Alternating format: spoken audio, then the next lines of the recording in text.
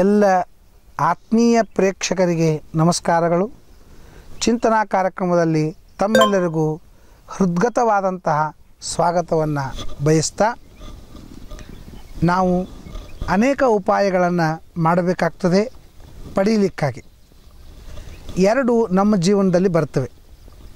ಒಂದು ಬೇಕಾದದ್ದು, ಇನ್ನೊಂದು ಬೇಡಾದದ್ದು. ನಮಗೆ ಬೇಕಾದದ್ದು ಅದು ಬೇಕೇ ಬೇಕು, ಬೇಡಾದದ್ದು ಅದು ಸರ್ವಥಾ ಬೇಡ. ಉತ್ತಮವಾದ ಆರೋಗ್ಯ ಇದು ಬೇಕಾದದ್ದು, ಭಾರೀ ಕೆಟ್ಟ ರೋಗ ಇದು ಬೇಡಾದದ್ದು. ಆದರೆ ಎಲ್ಲರಿಗೂ ಅಪೇಕ್ಷೆ ಇರುವುದೇನು ಅಂದರೆ, ನನಗೇನು ಬೇಕೋ ಅದು ಬರಬೇಕು, ನನಗೆ ಯಾವುದು ಬೇಡ ಅದು ನನ್ನಿಂದ ಹೋಗಬೇಕು. ಇದೇ ಇಷ್ಟಪ್ರಾಪ್ತಿ ಅನಿಷ್ಟ ನಿವೃತ್ತಿ ಅಂತನೂ ಅಪೇಕ್ಷೆ. ಆದರೆ ಇದು ಸಾಧ್ಯವಿಲ್ಲ. ಯಾಕೆ ಸಾಧ್ಯವಿಲ್ಲ ಅಂದರೆ, ಯಾವುದೂ ನಮ್ಮ ಕೈಯಲ್ಲಿ ಇಲ್ಲ. ನಮ್ಮ ಕೈಯಲ್ಲಿ ಇದ್ದರೆ ನಾವು ಏನು ಬೇಕಾದ ಮಾಡ್ಬೋದು. ನೋಡಿರಿ, ಮನೆ ನಮ್ಮ ಕೈಯೊಳಗದ, ಯಾವ ಬೇಕಾದ ಕೀಲಿ ಹಾಕ್ಕೊಂಡು ಹೋಗ್ಬೋದು, ಯಾವ ಬೇಕಾದ ಕೀಲಿ ತಕ್ಕೊಂಡು ಒಳಗೆ ಬರ್ಬೋದು. ಎಲ್ಲ ದವಸ ಧಾನ್ಯಗಳೆಲ್ಲ ನಮ್ಮ ಕೈಯೊಳಗೆ ಅವ. ಯಾವಾಗ ನಮಗೆ ಉಪ್ಪಿಟ್ಟು ಬೇಕು ಉಪ್ಪಿಟ್ಟು ಮಾಡ್ಕೋತೀವಿ, ಅನ್ನ ಬೇಕು ಅನ್ನ ಮಾಡ್ಕೋಬೇಕು, ಹೋಗ್ಬೇಕು. ನಾವು ಏನೂ ಬೇಡ ಇವತ್ತು ಉಪವಾಸ ಮಲ್ಕೋಬೇಕು ಉಪವಾಸ ಮಲ್ಕೋತೀವಿ. ಟಿ ವಿ ರಿಮೋಟ್ ನಿಮ್ಮ ಕೈಯಾಗದ, ಯಾವಾಗ ಬೇಕಾದಾಗ ಹಚ್ಕೋತೀರಿ, ಯಾವಾಗ ಬೇಕಾದಾಗ ಆಫ್ ಮಾಡ್ತೀರಿ. ನೋಡಿರಿ, ಯಾವುದು ನಮ್ಮ ಕೈಯೊಳಗದ ಅದು ನಾವು ಹೆಂಗೆ ಬೇಕಾದಾಗ ಮಾಡ್ಬೋದು. ಆದರೆ ಯಾವುದು ನಮ್ಮ ಕೈಯೊಳಗಿಲ್ಲ ಅದು ಹೆಂಗೆ ನಮ್ಮ ಬೇಕಾದಾಗ ಮಾಡ್ಕೊಳ್ಳಿಕ್ಕೆ ಬರ್ತದೆ. ಹಂಗೆ ಆರೋಗ್ಯ ಮತ್ತು ರೋಗಗಳು ಇದು ನಮ್ಮ ಕೈಯಲ್ಲಿ ಇಲ್ಲ. ಮಹಾಪ್ರಯತ್ನವನ್ನು ಮಾಡಿ ಆರೋಗ್ಯ ಸಂಪಾದನೆ ಮಾಡ್ಬೋದು, ಮಹಾಪ್ರಯತ್ನ ಮಾಡಿ ರೋಗವನ್ನು ಪರಿಹಾರ ಮಾಡ್ಕೊಳ್ಬೋದು. ಆದರೂ ಕೂಡ ನಮ್ಮ ಜನ್ಮಾಂತರದಲ್ಲಿ ಮಾಡಿದಂತಹ ಕರ್ಮದಿಂದ ಇರ್ತದೆ. ಜನ್ಮಾಂತರದಲ್ಲಿ ನಾವು ಕರ್ಮ ಮಾಡಿರ್ತೀವಿ, ಇಂಥ ರೋಗ ಆಗಬೇಕು ಅಂಥೇಳಿ. ಆ ರೋಗ ನಮಗಾಗ್ತದೆ, ಅದರ ಪರಿಹಾರ ನಾವು ಮಾಡ್ಕೋಬೇಕಾಗ್ತದೆ. ಅದರ ಪರಿಹಾರ ಅಂತಂದರೆ, ಜನ್ಮಾಂತರದ ಕರ್ಮದಿಂದ ಆದ ರೋಗವನ್ನು ಆ ಒಳ್ಳೆಯ ವ್ರತ ಮತ್ತು ನಿಯಮ ಮಾಡೇ ಪರಿಹಾರ ಮಾಡ್ಕೊಳ್ಬೇಕು ಅಂತ ಹೇಳ್ತಾ, ನಾವು ಇನ್ನೊಂದು ಅಪೇಕ್ಷೆ ಮಾಡ್ತೀವಿ. ಏನು ಅಂತಂದರೆ, ನಾವು ಎಲ್ಲರಿಗೂ ಒಳ್ಳೆಯವರಾಗಿ ತೋರಬೇಕು, ನಾವು ಎಲ್ಲರಲ್ಲಿಯೂ ಒಳ್ಳೆಯವರಾಗಿ ಇರಬೇಕು ಅಂತಲೂ ಅಪೇಕ್ಷೆ ಮಾಡ್ತೀವಿ. ಆದರೆ ಅದು ಆಗೋದಿಲ್ಲ. ನಾನು ಎಷ್ಟೋ ಮನೆಗಳ ಕಡೆಗೆ ಅಥವಾ ಎಷ್ಟೋ ಜನರ ಬಾಯಿಂದ ಕೇಳ್ತೀನಿ, ಸೊಸೆಂದ್ರೆ ಹೇಳ್ತಾರೆ, ನಮ್ಮ ಅತ್ತಿಗೆ ಎಷ್ಟು ಮಾಡಬೇಕು, ಎಷ್ಟು ಒಳ್ಳೆಯೊಳಕ್ಕೆ ಆಗಬೇಕು ಅಂತಲಿಕ್ಕೆ ಸೀರೆ ಕೊಡ್ತೇವೆ, ಅವ್ರ ಮಕ್ಕಳಿಗೆಲ್ಲ ಉಪಚಾರ ಮಾಡ್ತೇವೆ, ಅವ್ರ ಮಕ್ಕಳದ್ದು ಏನಾದ್ರು ದುಃಖ ಇದ್ದರೆ ಸಮಸ್ಯೆ ಬಗೆಹರಿಸ್ತೇವೆ, ಎಷ್ಟು ಪ್ರೀತಿ ಸಂಪಾದನೆ ಮಾಡಬೇಕು ಅಂತ ನಾವು ಅಂತೀವಿ. ಆದರೂ ಕೂಡ ನಮ್ಮ ಮೇಲೆ ಅವ್ರು ಪ್ರೀತಿ ಮಾಡೋದಿಲ್ಲ. ಯಾಕೆ ಅಂತ ಕೇಳ್ತಾರೆ. ಅದಕ್ಕೆ ನಾನು ಹೇಳ್ತೇನೆ, ಇಲ್ಲ, ಇದು ನಿಮ್ಮ ಕೈಯಲ್ಲಿ ಇಲ್ಲ. ನಿಮ್ಮ ಕರ್ತವ್ಯ ಮಾಡಿರಿ, ನಿಮಗೆ ಒಳ್ಳೆಯ ಪುಣ್ಯ ಬರ್ತದೆ, ಜನ್ಮಾಂತರದೊಳಗೆ ನಿಮ್ಮ ಮಕ್ಕಳಿಗೆ ಒಳ್ಳೆಯದಾಗ್ತದೆ. ಇದೆಲ್ಲ ನೀವು ಅಪೇಕ್ಷೆ ಮಾಡಲಿಕ್ಕೆ ಹೋಗಬೇಡ್ರಿ. ಅಂದರೆ ನಾವು ಒಳ್ಳೆಯವರಾಗಬೇಕು ಅಂತ ಅಪೇಕ್ಷೆ ಮಾಡ್ತೀವಿ, ಅದಕ್ಕೇನು ಬೇಕೋ ಎಲ್ಲನೂ ಮಾಡ್ತೀವಿ. ಆದರೆ ನಾವು ಅವರ ದೃಷ್ಟಿಯಲ್ಲಿ ಒಳ್ಳೆಯವರಾಗುವುದಿಲ್ಲ. ಯಾಕೆ ಅಂತಂದರೆ, ಇದು ನಾವು ಮಾಡಿದಂಥ ಜನ್ಮಾಂತರದ ಕರ್ಮ. ಜನ್ಮಾಂತರದೊಳಗೆ ಯಾರೇ ನಮಗೆ ಎಷ್ಟೇ ಒಳ್ಳೆಯದು ಮಾಡಿದರೂ ಕೂಡ ಅದು ಒಳ್ಳೆಯದು ಅಂತ ತಿಳಿಯದೇ ಇದ್ದದ್ದಕ್ಕಾಗಿ ಮುಂದಿನ ಜನ್ಮದಲ್ಲಿ ನಾವು ಇನ್ನೊಬ್ಬರಿಗೆ ಎಷ್ಟೇ ಒಳ್ಳೆಯದು ಮಾಡಿದರೂ ಕೂಡ ಅವರು ನನ್ನಿಂದ ಒಳ್ಳೆಯದಾಯಿತು ಅಂತ ತಿಳಿಯಂಗಿಲ್ಲ. ಇದು ನಮ್ಮಲ್ಲಿದ್ದಂಥ ಒಂದೊಂದು ಕನೆಕ್ಷನು. ಆ ರೀತಿಯಾಗಿ ನಾವು ಬಂಧುಗಳಲ್ಲಿ ಶ್ರೇಷ್ಠರಾಗಬೇಕು, ಎಲ್ಲರಿಗೂ ಬೇಕಾದವರಾಗಬೇಕು ಅಂತ ಆಗಬೇಕಾದ್ರೆ ಅದಕ್ಕೊಂದು ವೃತ್ತ ಹೇಳ್ತಾರೆ. ವೈಶಾಖ ಮಾಸ ಮತ್ತು ಆಷಾಢ ಮಾಸ. ವೈಶಾಖ ಮತ್ತು ಆಷಾಢ ಮಾಸಗಳಲ್ಲಿ ಏಕಭುಕ್ತವನ್ನು ಮಾಡಿದರೆ ಅಥವಾ ಫಲಾಹಾರವನ್ನು ಮಾಡಿದರೆ ಅವರು ಎಲ್ಲರಿಗೂ ಬೇಕಾದವನಾಗುತ್ತಾನೆ. ಎಲ್ಲರೂ ಅವನನ್ನು ಪ್ರೀತಿಯಿಂದ ಕಾಣ್ತಾರೆ. ಆದ್ದರಿಂದ ಇನ್ನೊಬ್ಬರ ಪ್ರೀತಿಯನ್ನು ಸಂಪಾದನೆ ಮಾಡಬೇಕು ಅಂತನ್ನುವ ಅಪೇಕ್ಷೆ ಇದ್ದವರು ಈ ವ್ರತವನ್ನು ಮಾಡಬೇಕಂತೆ. ವೈಶಾಖ ಮಾಸ ಮತ್ತು ಆಷಾಢ ಮಾಸ ಇವುಗಳಲ್ಲಿ ಏಕಭುಕ್ತ, ಒಪ್ಪತ್ತೂಟ ಅಥವಾ ಉಪೋಷಣ ಅಂದರೆ ಕೇವಲ ಫಲಾಹಾರದ ಮೇಲೆ ಇರೋದು, ಹೀಗೆ ಮಾಡಿದರೆ ಒಳ್ಳೆಯ ಶ್ರೇಷ್ಠನಾದ ವ್ಯಕ್ತಿ ಆಗ್ತಾನೆ. ಅಂದರೆ ಉದ್ಯೋಗ ಮಾಡ್ತಾ ಇದ್ದೀವಿ, ನಾನು ಎಲ್ಲ ಉದ್ಯೋಗಸ್ಥರಿಗಿಂತಲೂ ಒಳ್ಳೆಯ ಉದ್ಯೋಗಸ್ಥನಾಗಬೇಕು, ಟಾಟಾ, ಬಿರ್ಲಾ, ಅಂಬಾನಿ ಇಂಥದವರಾಗಬೇಕು ಅಂತ ಅಪೇಕ್ಷೆ ಇದ್ದರೆ ಇದನ್ನು ಮಾಡಬಹುದಂತೆ. ನೀನು ಹಾಡು ಕಲಿತಾ ಇದ್ದಿ ಅಂತಂದರೆ ಹಾಡುವವರಲ್ಲಿ ನಾನು ಶ್ರೇಷ್ಠನಾಗಬೇಕು ಅಂತ ಆಗಬೇಕಾದ್ರೆ ಈ ವ್ರತವನ್ನು ಮಾಡು ಅಂತಂತಾರೆ. ನೀನು ಯಾವುದನ್ನು ಮಾಡ್ತಾ ಇದ್ದಿ ಅದರೊಳಗೆ ನಾನು ಶ್ರೇಷ್ಠನಾಗಬೇಕು ಅಂತ ಅಪೇಕ್ಷೆ ಇದ್ದರೆ ನೀನು ಈ ವೈಶಾಖ ಮಾಸ ಆಷಾಢ ಮಾಸಗಳಲ್ಲಿ ಏಕಭುಕ್ತವನ್ನು ಮಾಡಿ ಸಂಕಲ್ಪ ಮಾಡಬೇಕು. ನಾನು ಹೇಳ್ತಕ್ಕಂಥ ಎಲ್ಲ ವ್ರತಗಳಿಗೆ ಸಂಕಲ್ಪ ಇದೆ. ಅಂದರೆ ದೇವ್ರ ಮನೆಯಲ್ಲಿ ಕೂತು ಗಣಪತಿ ಪೂಜೆ ಮಾಡಿ, ವರ್ಣ ಪೂಜೆಯನ್ನು ಮಾಡಿ, ಪಂಚವಾಕ್ಯ ಪುಣ್ಯಾವಚನ ಮುಗಿಸ್ಕೊಂಡು ಆಮೇಲೆ ಸಂಕಲ್ಪವನ್ನು ಮಾಡಬೇಕು. ನಾನು ಇಂಥ ಉದ್ಯೋಗವನ್ನು ಮಾಡ್ತಾ ಇದ್ದೇನೆ, ಇದರಲ್ಲಿ ನಾನು ಯಶಸ್ವಿ ಆಗಬೇಕು, ಇದರಲ್ಲಿ ನಾನು ಶ್ರೇಷ್ಠನಾಗಬೇಕು.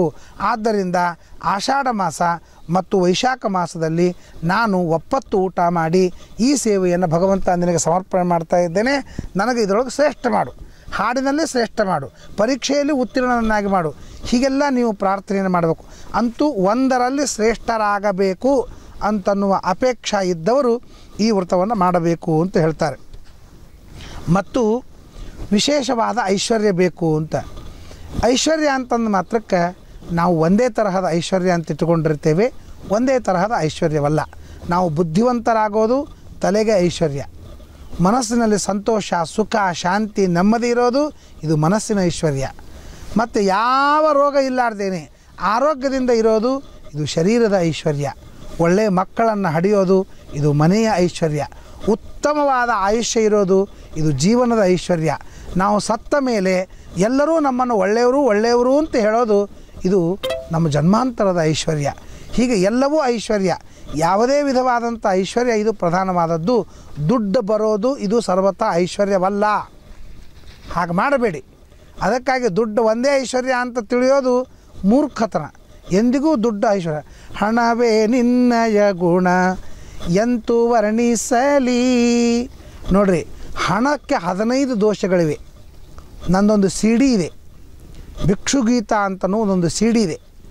ಆ ಭಿಕ್ಷುಗೀತ ಅಂತನೂ CD ಒಳಗೆ ನಮಗೆ ಸಂಪತ್ತು ಬಂದಾಗ 15 ದೋಷಗಳು ಬರ್ತವೆ.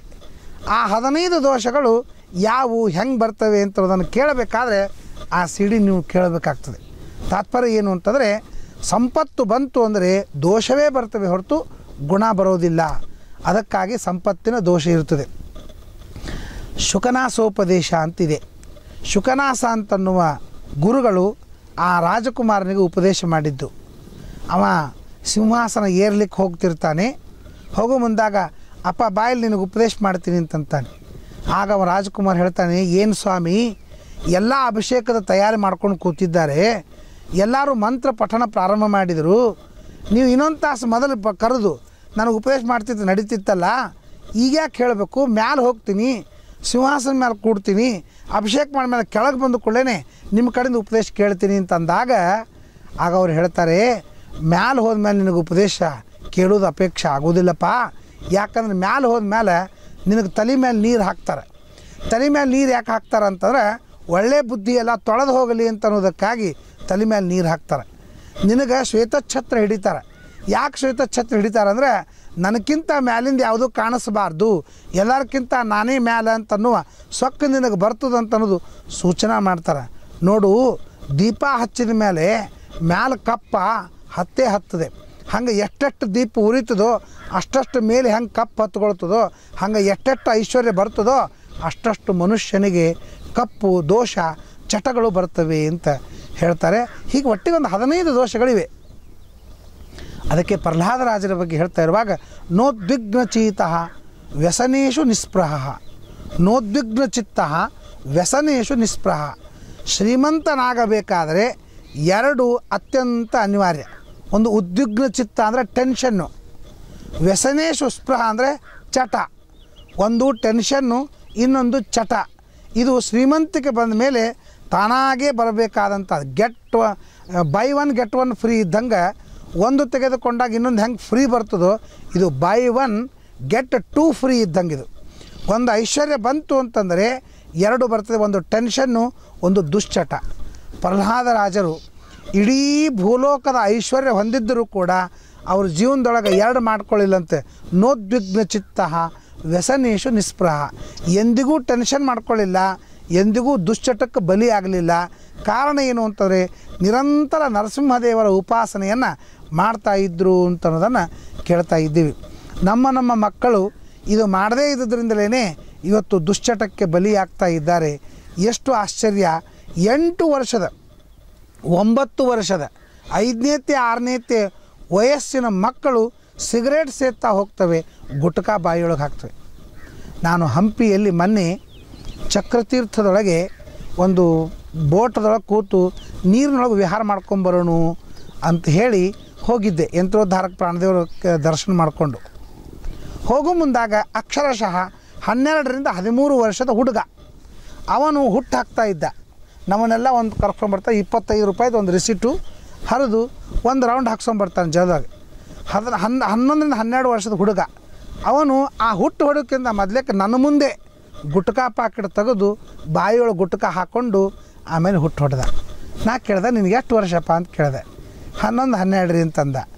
ಇದು 11-12 ವರ್ಷ ಅದಪ್ಪ ನಿನಗೆ, ಈ ಗುಟ್ಕಾ ತೊಳಿಕತ್ತಿ ಅಂದರೆ 13ನೇ ದಿವಸ ಬರ್ತದೆ ನೋಡಿ ಬೇಗಷ್ಟು ಅಂತಂದು ನಾನು. ತಾತ್ಪರ್ಯ ಏನು ಅಂತಂದರೆ 11-12 ವರ್ಷದ ಹುಡುಗರು ಗುಟ್ಕಾ ತಿಂತಾವೆ. ಏನು ಗೌರ್ಮೆಂಟ ಗುಟ್ಕಾ ಅಂಗಡಿ ಒಳಗೆ ಬರೆದಿರ್ತಾರೆ, ಗುಟ್ಕಾ ತಿಂದರೆ ಏನಾಗ್ತದೆ ಅಂತ ಬರೋದು ಸಚಿತ್ರ ವಿಷಯ. ಚಿತ್ರ ಒಂದೊಂದೊಂದು ವಯಸ್ಸಿಗೆ ಹೋಗಿ ಕೊನೆಗೆ ಎತ್ಕೊಂಡು ಹೋಗೋ ಚಿತ್ರ ಸತ್ಯಕ್ಕೆ ತೋರಿಸಿರ್ತಾರೆ.